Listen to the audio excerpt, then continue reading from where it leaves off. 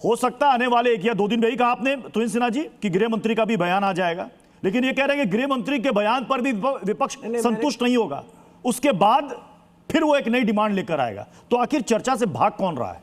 सुरेंद्र जी। प्रत्युष भाई, तुहिन तो बड़े विद्वान आदमी हैं।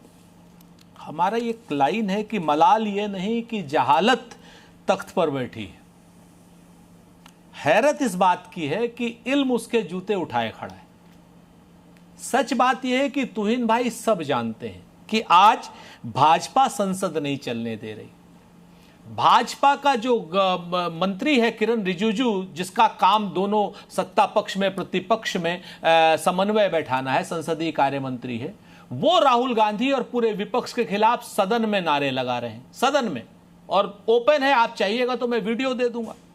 आप ये स्पष्ट करिए कि क्या नाम सुषमा स्वराज जी हो चाहे अरुण जेटली जी हो, दोनों स्वर्गीय, उन्होंने स्पष्ट कहा था सरकार की जिम्मेवारी है सदन चलाना, और विपक्ष अगर काम रोको भी प्रस्ताव लाता है तो काम रोकना भी एक सदन की प्रक्रिया, संसदीय प्रक्रिया का हिस्सा है।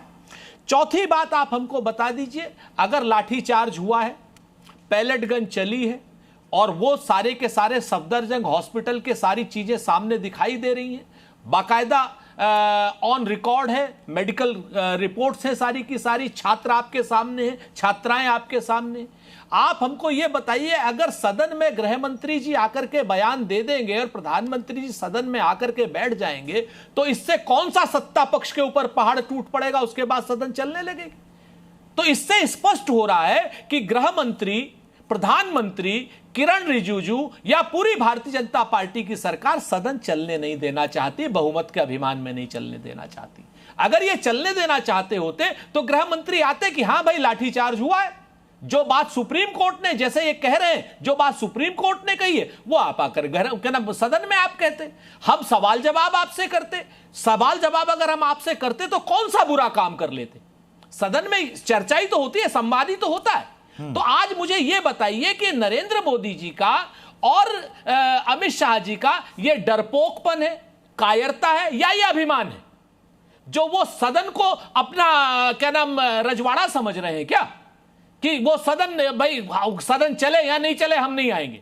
जिम्मेवारी किसकी है? सत्ता पक्ष की है, जिम्मेवारी प्रतिपक्ष की है क्या? राहुल गांधी जी तो रोज आ रहे हैं। ठीक है, तुहिन सिन्हा जी, सरकार के पास इस गतिरोध को दूर करने का फॉर्मूला क्या है?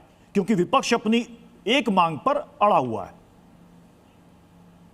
कैसे दूर कीजिएगा? क्या फॉर्मूला? गतिरोध का कारण तो होना चाहिए ना, इनको सारे उत्तर मिल गए हैं। अगर ये जबरदस्ती जो है, देखिए अगर इस तरह हम इनकी मांगे पूरा करना शुरू करें तो ये कल प्रधानमंत्री की बात करेंगे। मैं राहुल गांधी से एक सीधा सवाल पूछ रहा हूं कि क्या 250 पुलिस पर्सनल जो कि घायल हुए थे दिल्ली के अंदर, जिनके परिवारों ने प्रेस कॉन्फ्रेंस किया, क्या वो भारत के नागरिक नहीं है क्या?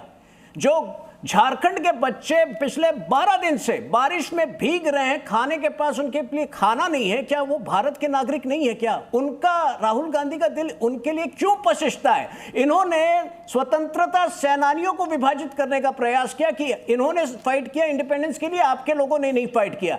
आज ये देश के युवाओं को और देश के विद्यार्थियों को विभाजित करना चाहते हैं। रिया आहिर इनके लिए विद्यार्थी है, लेकिन रामेंद्र महातो जो कि झारखंड में संघर्ष कर रहा है वो इनके लिए विद्यार्थी नहीं है। किस हद तक गिरेगी यह कांग्रेस पार्टी?